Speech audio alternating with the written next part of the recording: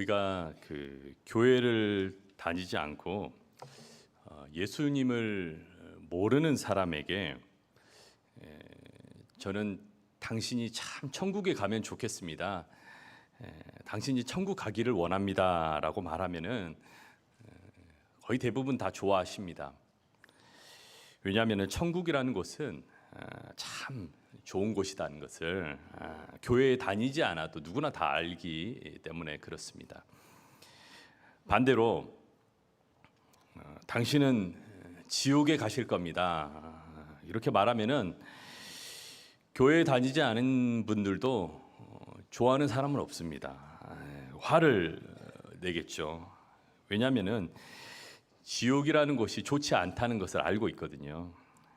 그래서 간혹 천국과 지옥을 이렇게 환상 가운데 접한 분들을 간증을 좀 듣게 됩니다. 그런데 이분들의 공통된 이야기가 있어요. 천국은 우리가 세상의 언어로 표현할 수 없는 정말 그 상상 이상의 곳이라는 것이죠. 너무나도 아름다운 곳, 너무나도 황홀한 곳, 너무나도 기쁨이 넘치는 곳이 바로 천국이라는 것입니다. 우리 사랑하는 우남의 성도 여러분, 천국과 지옥을 믿으십니까? 원하기는 이 자리에 함께한 저와 여러분 모두가 천국에서 다시 만날 수 있기를 주님의 이름으로 축복합니다. 그래서 오늘은 이렇게 인사하시겠습니다. 옆에 집사님, 권사님 다 아시잖아요. 이렇게 인사할게요. 집사님, 천국에서 꼭 다시 만나십시다 하고 인사하겠습니다. 집사님, 천국에서 꼭 다시 만나십시다. 맞습니다. 여러분, 우리가 모르겠습니다. 또 의학 발달이 어떻게 되려는지 모르겠는데 그래도 100년 안에는 우리가 천국에서 다 다시 만나서 이렇게 예배하고 있을 것 같아요. 그래서 천국에서 꼭 다시 만나서 우리 자리 예배한 것처럼 하나님을 예배하시는 우리 우남의 성도 되시길 주님의 이름으로 축복합니다. 마태복음 13장에 보면은 예수님께서 천국에 대한 그 비유로 말씀을 참 많이 하고 계십니다. 그 가운데 13장 44절의 말씀을 보면은 천국은 마치 밭에 감추인 보화 같으니 이 사람이 이것을 발견한 후에 이 보화를 발견한 후에 숨겨놓고 기뻐하며 돌아가서 자기의 소유를 다 팔아서 그 밭을 샀느니라 했습니다. 자, 여기에는 대단히 깊은 뜻이 담겨 있습니다. 밭에 감추어진 보화, 이것은 수동태로 되어 있습니다. 다시 말씀드려서 누군가가 그 밭에 보화를 지금 숨겨놨다는 거예요. 감춰놨다는 겁니다. 그렇다면 그 문 보화 보물 누가 숨겨놨을까요? 바로 밭의 주인이 숨겨놨죠. 밭의 주인이 일부러 그 보화를 밭에 숨겨놨습니다. 의도적으로 숨겨놨어요. 그리고 더 놀라운 것은 그 보화가 숨겨져 있는 그 밭을 다른 사람이 경작할 수 있도록 그 밭을 빌려줬어요. 숨겨놓고 또 빌려주기까지 했어요. 그리고 소장농들은 그 밭을 빌려서 농사를 합니다. 먼저 A라는 사람이 있었습니다. A라는 사람이 그 밭을 빌려서 농사를 지었습니다만은 A라는 사람은 아무것도 발견하지를 못했습니다. 그리고 B라는 사람이 있습니다. B라는 사람도 그 밭에서 농사를 지었어요. 그런데 이 B도 아무것도 발견하지를 못했습니다. 자, 이제 C라는 사람이 있습니다. C라는 사람이 이 밭을 경작하게 되었는데 이 C는 A와 B와는 좀 달랐습니다. 차이가 좀 있었습니다. 앞서 두 사람은 A, B는 어떤 마음으로 밭을 경작했냐면요, 내 밭 아니니까 그냥 대충 하지 시간만 때우고 가지, 이런 생각으로 경작을 했습니다. 그런 생각으로 머물렀습니다만은 C라는 사람은 좀 주인 의식을 가지고 있습니다. 또 열심히 하는, 수고하는 주인 의식. 그러다 보니 A와 B라는 사람은 남의 밭이라서 대강 뭐 이렇게 밭을 갈면서 살았는데 이 씨는 밭을 일구는데 대충 하는 일이 아주 열심히 했습니다. 땅을 깊이 파서 돌들을 이렇게 걸리적거리는 돌들을 다 골라내고 흙을 부으면서 아주 좋은 옥토로 만들었다는 것이죠. 근데 이 씨라는 사람이 열심히 그렇게 하다가 이게 깊이 밭을 파는 중에 쟁기에 뭐가 걸리는 거예요. 뭐가 걸렸어요. 그래서 이상하게 생각한 이 사람이 이게 뭐지 하고 파보니까 놀랍게도 그 속에 뭐가 있었습니까? 보화가 들어있었다는 것이죠. 보화가 숨겨져 있어요. 봤어요. 근데 이 사람이 너무나 기쁘잖아요. 얼마나 좋습니까? 그래서 자신은 그 가지고 있는 재산을 다 팔아가지고 이 밭을 삽니다. 이 발견한 밭을 사요. 그런데 또 놀랍게도 이 밭의 주인은 기다렸다는 듯이 그 밭을 씨라는 사람에게 기꺼이 팔았다는 것이죠. 여러분, 왜 이 밭의 주인은 밭의 보화를 숨겨놓고 의도적으로 숨겨놓은 거죠. 의도적으로 숨겨놓고 자기의 소유를 다 팔아서 그 밭을 사고자 하는 이 씨라는 사람에게 팔았습니까? 여기에는 하나님의 비유가 있습니다. 하나님의 의도가 있다는 것입니다. 자, 이 밭의 주인은 누굽니까? 이 밭의 주인은 바로 하나님입니다. 하나님을 상징하고 있습니다. 하나님께서 저와 여러분을 의도적으로 찾을 수 있게 보화를 숨겨 놓으셨다는 거예요. 그리고 네가 수고해서 이걸 알아서 찾아가라는 것입니다. 내가 이걸 놔뒀으니까 네가 열심히 수고해서 찾아가라. 네 거다. 네 보화다. 네 축복이다. 네 은혜다라고 가져가라는 거예요. 간혹 여러분 어렸을 때 보물찾기 하신 기억이 있으실 것입니다. 제가 이제 저번 주에 이제 우리 사랑부 우리 이제 수련회가 있었는데 수련회 하면 항상 빼놓지 않고 하는 게 프로그램이 있어요. 바로 보물찾기입니다. 보물찾기. 제가 이런 의도를 가지고 좀 알리고자 항상 하는데요. 보물찾기 경험 있으실 건데 항상 하다가 꼭 찾는 사람은 잘 찾아요. 뭐 4개, 5개 찾는데 못 찾으신 분은 또 끝까지 못 찾으시더라고요. 그래서 못 찾은 사람은 잘 찾는 사람에게 막 가르쳐 달라고 막 이렇게 때를 씁니다. 근데 어떻게 합니까? 이제 저 입장에서 보면은 이제 제가 이제 저번 주 입장에서 보면 제가 분명히 여기 봤거든요. 있는지 보물지 이분 있는지 봤어요. 못 찾고 있어요. 근데 제가 또 이제 공정하게 해야 되기 때문에 가르쳐 줄 수가 없지 않습니까? 저기 있는데 가르쳐 주지는 못하고 그냥 저쪽에 있을 것 같은데요. 이쪽에 있을 것 같은데요. 얼른 가서 한번 찾아보세요. 이렇게 말을 합니다. 근데 또 이제 찾지 못하고 엉뚱한 데서 가서 이제 지나치는 경우도 있죠. 근데 이제 그 모습을 보면서 아는 사람의 입장으로서 얼마나 또 안타까운지 몰라요. 이렇게 답답한 마음도 들죠. 야, 저 돌만 들춰내면은 바로 저쪽만 가면은 보물이 숨겨져 있는데 저 나무까지 뒤에 바로 보물이 있는데 그걸 못 찾는 모습을 보면은 안타깝죠. 조금만 더 깊게, 조금만 더 살펴보고, 조금만 더 열심히 내면 찾을 수 있다는 것이죠. 자, 제가 이 말씀을 드리려고 합니다. 마찬가지로요. 여러분, 지금 여러분의 삶에서, 지금 예배의 자리에서, 지금 나의 삶에서 나에게 베풀어 주시는 하나님의 은혜가 있거든요. 그 하나님의 은혜를 찾다가 없는 것 같으면 포기하지 마시고요. 여러분, 하나님의 은혜는 캐면 캘수록 나옵니다. 하나님의 은혜 바로 옆에 있어요. 이 보물 찾기처럼 포기하지 마시고 찾아내시기 바랍니다. 하나님의 축복을 찾아내시기 바랍니다. 하나님의 축복을 이렇게 놔뒀는데 우리가 못 참고 그렇게 헤매고 있으면 얼마나 안타까워하시겠습니까? 얼마나 답답해하시겠습니까? 그거를 말씀해 주시라는 것이죠. 나에게 주시는 하나님의 은혜를 조금만 더 열심히 찾기 위해서 기도하시기 바랍니다. 나에게 주시는 말씀 앞에 조금만 더 가까이 나가시기를 바랍니다. 그럴 때 우리가 천국의 놀라운 축복과 은혜를 경험하게 될 줄로 믿습니다.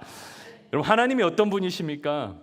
저와 여러분을 위해서 밭의 보화를 예비해 놓으신 분입니다. 저와 여러분을 위해서 보화를 예비해 주시고 축복을 예비해 두시고 찾아서 네가 가져가라는 거예요. 저기 있다, 네가 가져가라. 의도해 놓고 두셨다는 것이죠.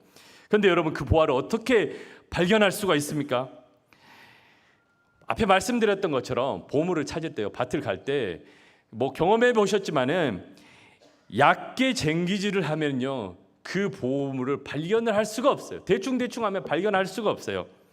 지금보다 조금만 더 정성을 기울여서 깊게 열심히 쟁기질을 하면은 그 보물을 발견할 수 있는 위치를 찾아낼 수 있다는 것이죠. 조금만 더 열심을 내면은 그게 발견된다는 거예요. 보화가 발견이 된다는 것입니다. 성경에는 이와 비슷한 말씀들이 많이 있는데 하나님께서는 우리를 위해서 보화를 숨겨놓고 축복을 두시고 은혜를 두시고 이것을 가져가라고 명하십니다.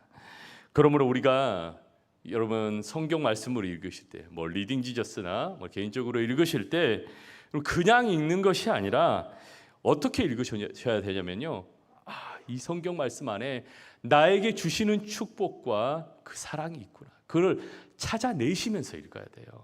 우리가 그 광고로 기억하는데 그 무릎 관절하는 그 광고 있잖아요. 케네라고 하잖아요. 케네라고. 예, 그것처럼 하나님께서 주시는 그 은혜를 말씀을 읽으셔서 캐내셔야 돼요.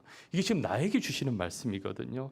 그런 마음으로 말씀을 읽으시고 여러분, 이 시간 설교 말씀을 지금 들으실 때도 하나님이 나에게 주시는 뜻이 무엇인가 발견하면서 캐내려 하시면서 들으시고, 하나님이 나에게 주시는 무슨 말씀, 나에게 어떤 축복을 주시는가, 그 은혜와 보화를 찾아내시는, 발견하시는 여러분의 삶이 되시기를 주님의 이름으로 축복합니다.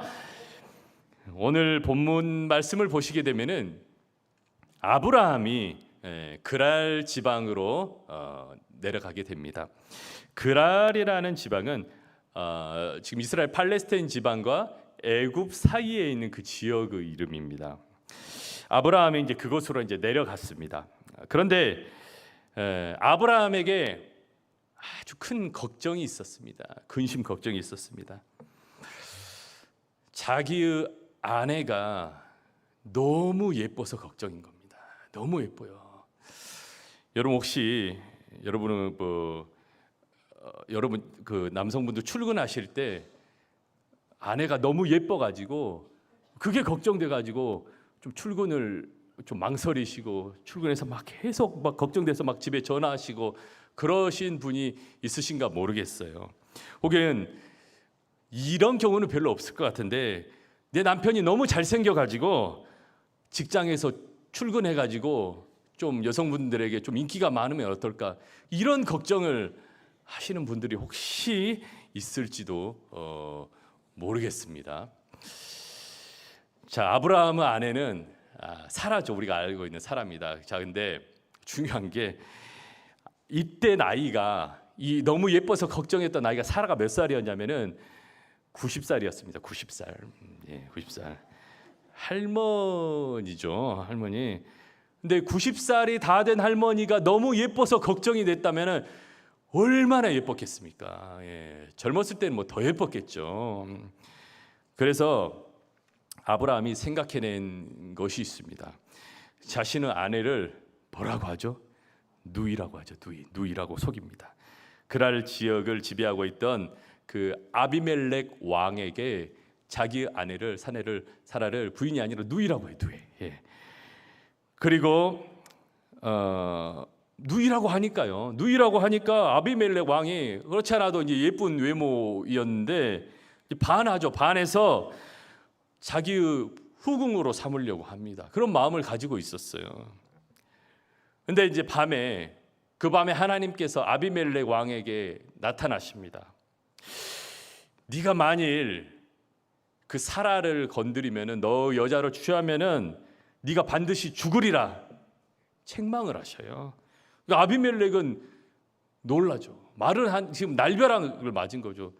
아니, 예뻐서 내가 후궁으로 하려고 하는데 하면은 죽이시겠다고 하니까 놀래서 사라를 아브라함에게 다시 돌려보냅니다. 자, 그런데 오늘 지금 이 본문 말씀보다 더 앞서서 창세기 12장 말씀에 아주 똑같은 사건이 하나 있었습니다. 앞에 창세기 12장 말씀을 보게 되면은 아브람이 애굽으로 내려갑니다. 그리고 이름이 원래는 아브라함인데 아브람에서 아브람으로 바뀌기 전의 이름이에요. 자, 창세기 12장은 아브람의 이름을 가지고 있습니다. 애굽으로 해서 내려가면서 아브람이 걱정스러웠어요. 자, 이거 똑같은 경우입니다. 이때도 마찬가지로 사라가 예뻤거든요. 지금 더 젊었을 때입니다. 예뻐서 사람들한테 빼앗길까 봐 아브라함과 사라 두 사람이 상의를 합니다. 상의하기를 당신을 누이라고 합시다. 똑같은 말이죠. 누이라고 합니다. 애굽 사람들이 사라를 보자마자 한눈에 반합니다. 너무 뛰어난 미모 덕분에 소문이 납니다. 애굽 땅에 소문이 납니다. 그래서 애굽 왕 바로의 귀에 이 소문이 들어가게 됐습니다. 그리고 아브라함이 바로 왕 앞에 이제 서게 되죠. 바로 왕이 보니까 마음에 들거든요, 사라가. 그래서 아브라함은 자신이 또 이렇게 해침을 당할까봐 그 앞에서 부인을 부인이라고 하지 못하고 누이라고 합니다. 상습적으로 이렇게 말을 하는 거죠. 그리고 바로 왕이 많은 돈을 아브라함에게 주었습니다. 쉽게 말하면 뭐예요? 아내를 돈 받고 판 겁니다. 그래서 바로 왕이 사라를 취하려고 할 때에 하나님께서는 바로와 그 집에 큰 재앙을 내리십니다. 저런 바로 왕이 이제 벌을 받으니까 놀라게 되잖아요. 놀라서 사라를 아브라함에게 돌려보낸 일이 있었습니다. 자, 창세기 12장과 20장을 보면은 같은 상황처럼 보이지만은 여기에는 아주 큰 차이가 있습니다. 자, 어떤 차이가 있냐면요. 첫 번째로 창세기 12장은 아브라함이 흉년을 만납니다. 흉년을 만나서 이때는 이제 흉년이 있으면 배가 고프잖아요. 먹을 게 없잖아요. 일단 농업이 발달했던 시대도 아니기 때문에 너무 배가 고파서 생명을 부재하기 위해서 어쩔 수 없이 애굽 땅으로 가게 됩니다. 하지만 오늘 본문의 말씀은 20장은 지금 전혀 다른 상황입니다. 자, 두 번째로 창세기 12장의 사건은 아브라함이 신앙생활을 막 시작했을 때의 사건을 말하고 있습니다. 쉽게 말하면 이제 초신자 때의 잘못이에요. 초신자 때는 우리가 모르잖아요. 뭐 실수도 하고 뭐 신앙적으로 잘못을 저지를 수도 있습니다. 그런데 오늘 20장의 사건은 초신자 때가 아니거든요. 신앙생활한 지 벌써 20년이 넘었습니다. 25년이 되어가고 있을 때입니다. 마치 비유하자면은 신앙생활을 아주 오래 하다 보니까 이제 처음에는 집사가 되고 권사가 되고 장로가 되었습니다. 또 교회에서 인정을 받아가지고 기관장도 하고 회장도 하고 많은 사람들에게 성도에게 주목을 받고 있을 때 바로 그때 저질렀던 죄가 바로 오늘이라는 것이죠. 오늘 말씀이라는 것이죠. 세 번째로 앞에 창세기 12장의 사건은 아브람 때의 사건입니다. 그러니까 옛 사람 때의 일입니다. 그러나 오늘 20장의 사건은 아브라함 때의 사건입니다. 하나님께서 아브라함이라는 새로운 이름을 주셨어요. 그리고 네가 새롭게 살아라고 명령하셨을 때의 일입니다. 자, 지금 시간적으로 보면 아브람 때의 시절과 지금 아브라함의 시절은 25년이라는 시간이 흘렸습니다. 여러 가지 정황들을 볼 때 신앙생활을 한 지 지금 25년이나 흘렀어요. 근데 어떻습니까?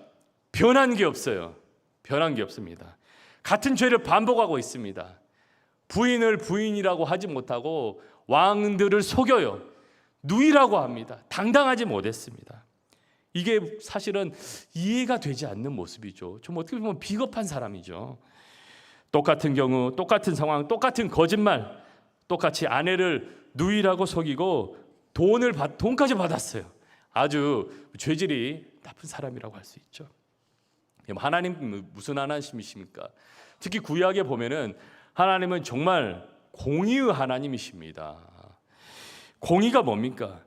그 죄에 대한 대가를 반드시 치르게 하시는 공의의 하나님이세요. 심판의 하나님이십니다. 공의의 하나님은 사람이 지은 죄를 반드시 공평하게 죄값을 치르게 하시는 하나님이 공의의 하나님이라는 거예요. 그러므로 오늘 우리가 말씀을 공의의 측면에서 본다면은 오늘 본문 20장의 사건은 하나님께서 아브라함을 그냥 놔두시면 안 돼요.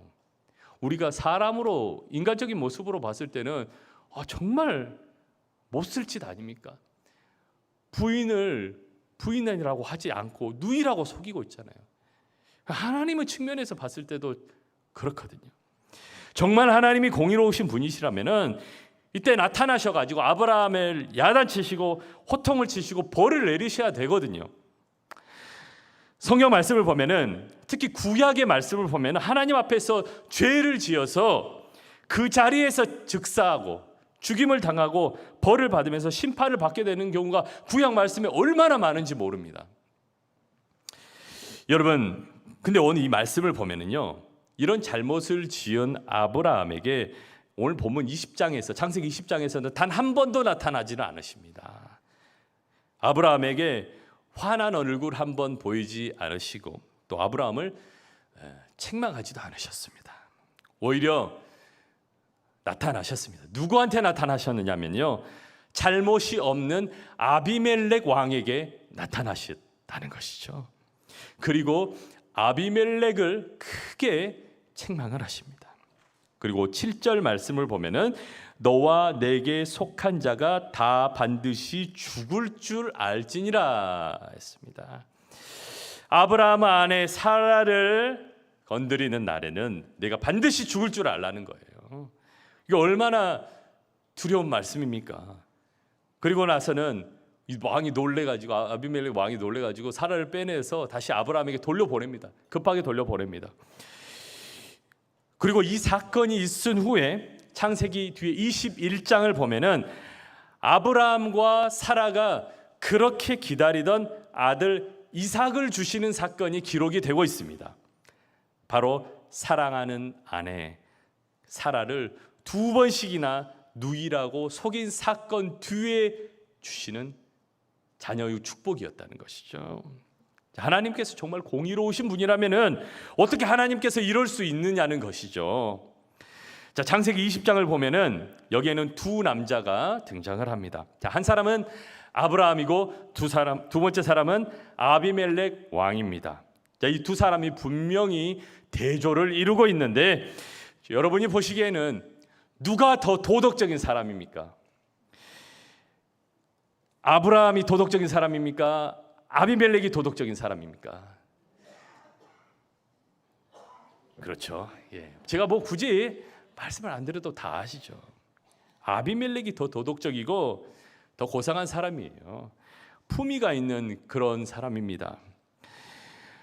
자, 보시면은 그 나라에 너무나도 예뻐서 이렇게 외모가 뛰어난 그렇게 소문이 자자한 그런 여자가 왔는데도 불구하고 옛날 왕이었으면은요 자기 왕의 권력으로 충분히 뺏을 수도 있었습니다. 그럼에도 불구하고 어떻게 했냐면요 밤까지 기다렸다고 했습니다. 말씀에 그렇게 나와 있어요. 밤까지 기다렸다. 뿐만 아니라 4절의 말씀을 보면은 하나님께서 아비멜렉을 벌하시겠다고 하니까 아비멜렉이 뭐라고 고백합니까? 주께서 의로운 백성도 멸하시나이까. 그러니까 이게 뭐예요? 자신만큼 부도덕함이 없는 사람도 없다는 것이죠. 나 깨끗한 사람이라는 거예요. 자, 5절 말씀을 보면은 나는 온전한 마음과 깨끗한 손으로 이렇게 하였나이다라고 이렇게 또 말합니다. 그는 정말 손이 깨끗한 사람이요 마음이 온전한 사람이었습니다. 물론 정말로 그 속은 알 수 없지만 표면상으로 보면은 그렇게 증거하고 있습니다. 또한 6절 말씀을 보면은 하나님이 꿈에 또 그에게 이르시되 내가 온전한 마음으로 이렇게 한 줄을 나도 알았으므로 했습니다. 자, 이게 뭡니까? 하나님도 네가 도덕적으로 깨끗한 사람이라는 거 알고 있다는 거예요. 나도 알고 있다. 네가 깨끗한 사람인지 알고 있다는 거예요. 하나님조차도 아비멜렉이 온전한 마음의 소유자였고 깨끗한 그 양심의 소유자라는 것을 인정해 주고 있는 말씀입니다. 자, 반면에 아브라함은 그에 비해서 아주 죄질이 나쁜 사람입니다. 제가 지금 오늘 아브라함에 대해서 지금 굉장히 지금 안 좋게 이렇게 많이 말씀을 드렸는데요. 이게 본처를 부인이라고 하지 못하고 누이라고 하는 게 저도 이제 개인적으로 너무 화가 나서 계속 이렇게 안 좋게 말씀을 드리는 건데, 아주 죄질이 나쁜 사람이에요. 그런데 하나님께서 누구를 선택하시느냐? 바로 아브라함을 선택하셨다는 것이죠. 하나님은 의롭고 도덕적으로 깨끗한 아비멜렉보다 오랫동안 신앙생활을 했음에도 하나님을 믿지 못하고 자신의 이익만을 챙기고 아내를 사지로 몰았던 아브라함을 하나님은 선택하셨다는 것입니다. 자, 여러분, 오늘 이 말씀을 왜 우리에게 이 말씀을 주시는 것일까요? 이 말씀은 우리가 아브라함처럼 계속해서 변하지 않고 죄를 지어도 괜찮다는 것을 말해주는 것이 아닙니다. 믿음이란 도대체 무엇인가? 믿음이 도대체 무엇인가 하는 것을 우리에게 보여주시는 것이라고 할 수 있습니다. 진정한 믿음이 무엇인가를 보여주시고 있는 말씀입니다. 자, 우리도 알다시피 아브라함이 어떤 사람입니까? 아브라함 하면은 믿음의 사람입니다. 성경에는 아브라함을 믿음의 조상이라고 일컬음을 받았습니다. 그러니까 믿음하면 아브라함이고 믿음의 조상하면 아브라함입니다. 그런데 오늘처럼 이런 행동을 한 사람이 어떻게 믿음이 조상이 될 수가 있습니까? 이게 믿음의 사람이 하는 행동입니까? 버림받고 저주를 받아 마땅한 아브라함을 택하신 오늘 이 말씀을 보면서 정말로 믿음이 무엇이냐, 어떻게 해서 아브라함처럼 부족하고 죄인된 우리가 하나님을 믿는 하나님의 자녀가 되었느냐, 어떻게 해서 나 같은 사람이 구원을 받았느냐, 우리에게 주시는 말씀이라는 것이죠. 어떻게 해서 나같이 부족한 사람, 나 같은 부족한 죄인이 구원을 받을 수 있었느냐 하는 것을 보여주시는 말씀이라는 것이죠. 여러분, 아브라함은 지금 전혀 소망이 없는 상황입니다. 죄를 범했습니다. 그럼에도 불구하고 하나님은 이 아브라함을 끝까지 놓치지 않았습니다. 그리고 그에게 은혜를 베풀어 주십니다. 이런 사람에게 축복의 자리까지 인도해 주시더라는 사실입니다. 여러분, 한번 생각해 보세요. 여러분, 믿음이 뭡니까? 믿음이 뭐예요? 내가 내 힘으로 믿어서 예수 믿고 교회에 나왔습니까? 저와 여러분이 신앙이 좋아서 신앙이 잘나서 10년, 20년, 30년 신앙생활을 지금껏 유지하고 있습니까? 내가 정말 의로워서 천국을 소망하는 하나님의 자녀가 됐습니까? 내가 착해서 천국을 믿는 하나님의 자녀가 됐습니까? 고린도 전서 12장 3절의 후반절의 말씀을 보면은 이렇게 말씀합니다. 성령으로 아니하거든 누구든지 예수를 주시라 할 수 없느니라 했습니다. 우리가 예수님을 나의 구세주로 고백하는 것도 성령님의 도움 없이는 그렇게 고백할 수 없다는 거예요. 성령님의 도움 없이는 우리가 믿음을 가질 수 없다는 말씀입니다.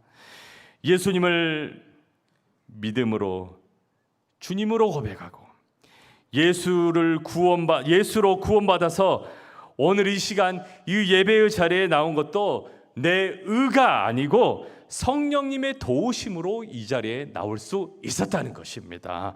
다시 말해서 믿음은 뭐냐? 믿음이라는 것은 성령님으로 말미암아서 전적으로 베풀어 주시는 하나님의 은혜의 선물이고, 하나님의 선물이 바로 믿음인 줄로 믿으시기를 바랍니다. 내가 믿음이 좋아서 뭘 잘해서 열심을 해서 믿음을 갖게 된 것이 아니라서, 누가 나에게 믿음을 주시는 것이라고요? 성령님께서 나에게 믿음을 주시는 것입니다.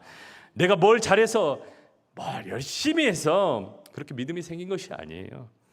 은혜로 주시는 선물로 이 믿음이 생겼다는 것입니다. 우리가 구원을 받은 것도 하나님의 은혜입니다. 우리가 하나님의 자녀가 된 것도 하나님의 은혜입니다. 우리 가정이 예수 믿게 된 것도 하나님의 은혜입니다. 내가 다른 사람보다 더 똑똑하고 더 잘나서 의롭고 경건해서 그렇게 된 것이 아니라는 것이죠. 오직 하나님의 은혜로 우리를 죄악의 자리에서 은혜의 자리로, 생명의 자리로 부르신 것이고, 수많은 사람들 가운데 나를 선택하여 주시고 나를 하나님의 자녀로 택하여 주셨다는 것입니다. 만약 우리가 하나님의 은혜가 아니었다면 저와 여러분은 어디로 향하고 있겠습니까? 오늘 이제 주일 오전 아침에 여러분, 우리가 하나님의 은혜가 아니었다면 지금 우리는 어디에 있을까요? 감사한 것은 부족한 우리는 아무 공로 없지만 그럼에도 불구하고 주님께서 나를 붙잡아 주셨고 키워 주셨고 우리를 지금껏 사랑하여 주셔서 오늘 이 예배의 자리까지 인도하여 주신 줄로 믿으시기를 바랍니다. 저 천국에 갈 수 있도록 하나님의 자녀로 선택하여 주시고 삼아 주셨다는 것을 믿으시기를 바랍니다. 그렇기 때문에 우리가 얼마나 하나님 앞에 감사드리지 않을 수밖에 없습니다. 어떻게 우리가 하나님 앞에 감사드리지 않을 수 없습니까? 어떻게 이 은혜를 생각하면서 찬송하지 않을 수 없습니까? 내가 주님을 사랑하는 것보다 사실은요, 주님께서 나를 더 사랑하십니다. 내가 주님을 여러분 주님 사랑하시잖아요. 사랑하는 것보다 그것보다 비교할 수 없을 정도로 주님께서는 나를 더 사랑하고 계신 줄로 믿으시기를 바랍니다. 성경을 보면은 구구절절 주님께서 나를 사랑하신다, 그 고백 이제 이렇게 아가서 말씀을 통해서도 많이 볼 수 있지만은 그 사랑의 고백으로 말씀에 가득 차 있어요. 우리가 주님을 향하여 주님 사랑합니다, 은혜에 감사합니다, 영광과 찬송을 돌려야 할 텐데, 오히려 이 말씀을 보면은 주님이 우리를 사랑한다, 내가 너를 사랑한다, 내가 너를 축복한다, 그 고백으로 가득 차 있습니다. 그리고 그러면 우리를 사랑하신다는 그 증거가 있잖아요. 그 증거가 있어야 되는데 최대 증거, 최대 절정, 클라이막스가 있습니다. 내가 너를 사랑한다. 클라이막스는 바로 예수 그리스도입니다. 예수 그리스도를 우리에게 보내주셨어요. 예수님을 십자가에 내어주시는 사건을 통하여 클라이막스가 있습니다. 로마서 5장 8절 말씀에 보면은 우리가 아직 죄인 되었을 때 그리스도께서 우리를 위하여 죽으심으로 하나님께서 우리에게 대한 자기의 사랑을 확증하셨느니라 했습니다. 예수님께서 십자가를 위해서 우리를 위해서 죽으심으로 우리에 대한 자기의 사랑을 확증하셔서 보여주셨다는 것입니다. 예수님을 십자가에 못 박는 자리까지 내어주시면서 우리를 사랑하셨다는 겁니다. 이렇게 주님은 저와 여러분을 너무나도 사랑하고 계신 줄로 믿으시기를 바랍니다. 우리는 거듭 이 아브라함처럼 어떻습니까? 변하지 않고 죄를 지었잖아요. 아브라함이. 우리도 마찬가지예요. 거듭되는 죄를 반복하고 소망을 찾아볼 수는 없는 아브라함이었잖아요. 하지만 다시 손을 붙잡아 주시고 다시 사랑하여 주셨다는 거예요. 그걸 우리에게 보여주셨다는 겁니다. 우리 또한 마찬가지로 거듭되는 반복되는 죄를 짓고 소망이라고는 찾아볼 수 없는 그런 인간임에도 불구하고 하나님께서는 우리의 손을 결코 놓지 않으시고 우리를 손을 붙잡아 주시면서 사랑하여 주시는 것입니다. 우리 스바냐 3장 17절 말씀을 보면은 하나님께서 우리를 얼마나 사랑하시는지 아주 귀한 말씀이 있습니다. 우리 스바냐 3장 17절 말씀 우리 큰 목소리로 함께 읽도록 하겠습니다. 너희 하나님 여호와가 너희 가운데 계시니 그는 구원을 베푸실 전능자시니라. 그가 너로 말미암아 기쁨을 이기지 못하시며 너를 잠잠히 사랑하시며 너를 말미암아 즐거이 부르며 기뻐하시리라 하리라. 아멘. 여러분, 하나님께서 우리를 이렇게 사랑하신 줄로 믿으시기를 바랍니다. 너를 얼마나 사랑하시냐면은 마지막 구절 보셨죠? 너로 인하여 기쁨을 이기지 못하신대요. 기쁨을 주체를 할 수가 없대요. 그만큼 우리를 사랑하신다는 것입니다. 여러분 지금 삶이 지금 절망스러운 상황에 놓이셨습니까? 염려가 되시고 또 걱정스러운 부분이 있으십니까? 또 고통스러운 부분이 있으십니까? 남에게 말하지 못한 그런 이야기가 있으십니까? 하지만 그 와중에서도 그 중에서도 변하지 않는 것은 주님께서는 저와 여러분을 사랑하고 계신다는 것을 믿으시기를 바랍니다. 저와 여러분이 주님을 사랑하는 것보다 주님께서 여러분을 더 사랑하고 계신다는 것을 여러분 기억하시기를 바랍니다. 주님이 안 계시면은 저는 못 살아요. 주님 안 계시면 제가 어떻게 삽니까? 하나님 없으면 제가 어떻게 삽니까? 이렇게 하지만 우리 주님께서는 저와 여러분 없이는 더 못 사시는 분이 우리 주님이십니다. 내가 아플 때 나보다 더 아프시고, 내가 슬플 때 나보다 더 슬퍼하시고, 또 내가 기쁠 때 나보다 더 기뻐하시는 분이 바로 우리 주님이십니다.